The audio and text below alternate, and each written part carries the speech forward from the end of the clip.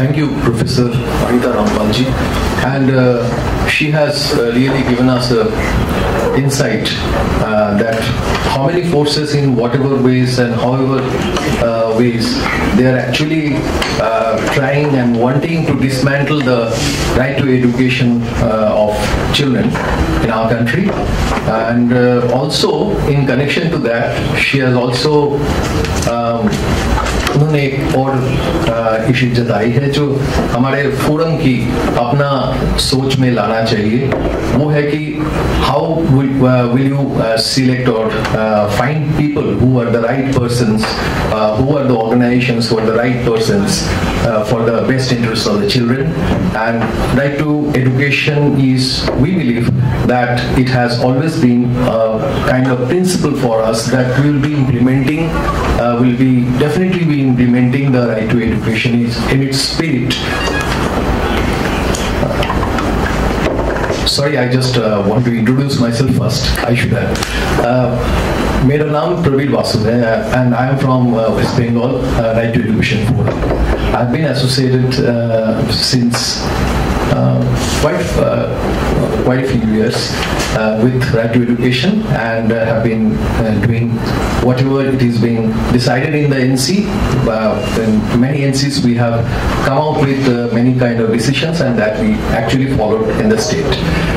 So so that is very, it has always been a kind of our intent to see that right to education becomes an agenda in the political space.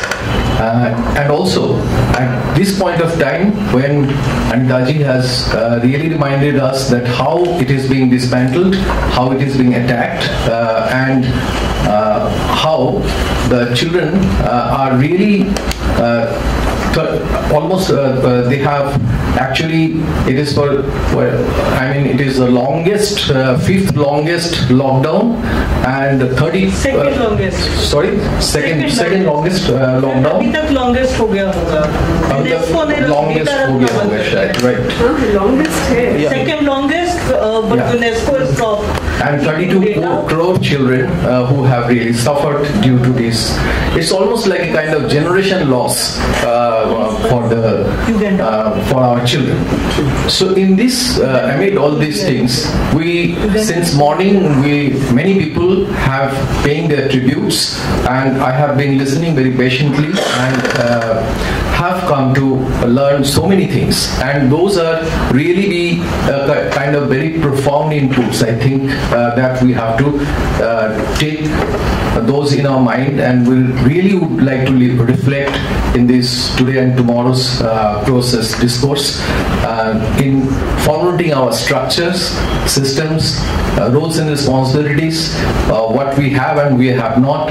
As she said very rightly, that are we looking for a kind of very rigid kind of organizations where the people who are actually contributing, they will feel that we are excluded now, we are out of this forum, or we will really see it is very inclusive, but at the same time definitely an absence of the system and structure. Also sometimes really we face kind of lack of transparency, lack of there is a delayed decisions, and all these kind of things happen.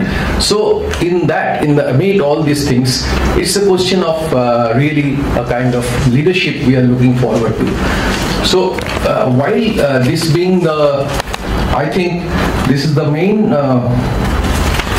area of concern about the leadership or the convenorship in this RTE forum, for the RTE forum, which actually gives rise to few questions.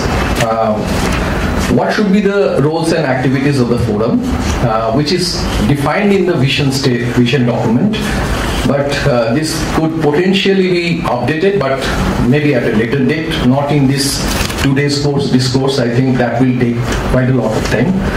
But we definitely be flagging this issue, and then the next question comes, how to select this new convener.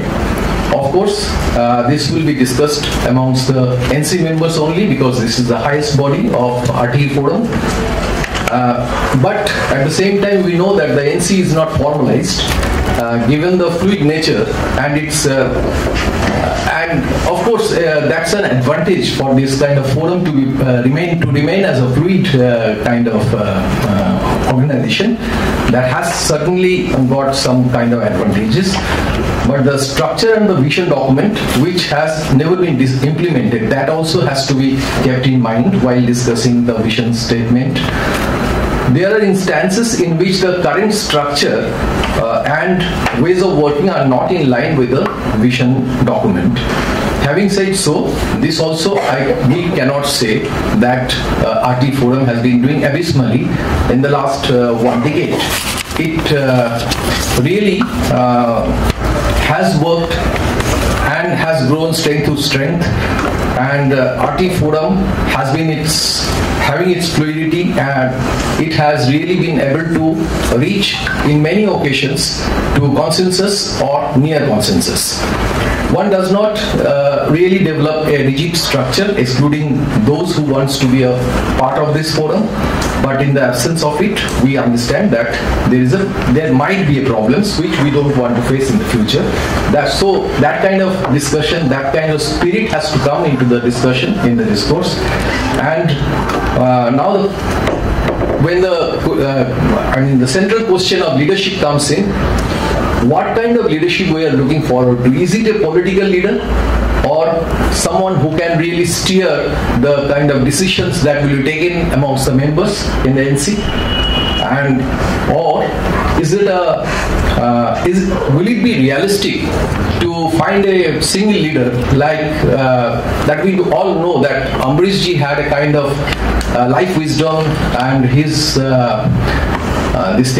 his skill set, experience, passion, all these things. Can we have someone amongst us who will have all these qualities assimilated in one person, or should we really look for a kind of division of work? And if it is so, then how? That is the second question. Third is will it be for a fixed term or for kind of indefinite period? How would the convener be selected or elected? What is so? Based on these questions, of course, these questions are very vital, and we have to be very friends. We have to be very, very sincere and passionate, and very engrossed. We'll have to be engrossed in this process of really finding out the answers to these questions. And I rather would like to suggest some of the few steps forward, which could be the discussion in the NC on these questions around, or any other which in the immediately next session I think the agenda will be discussed, where the suggestions will definitely be inviting for the additions or some kind of improvement over the agendas that have been given to you. Next is the action to select leadership based on consensus on an agreed framework. That is the thing. And framing of a way forward plan. What would be that Anita ji has very rightly has told us to really give a lot of time and energy into it to see that what should be the role when RTE is attacked in such a way, RTE is going to be finished or dismantled totally, then what would be the forum's role? And then subsequent revision of the framework and drafting of the constitution. So that's it. I would draw my line of speak this here only, and I would definitely, I don't know when is the lunch time, so should we go for lunch now or come back?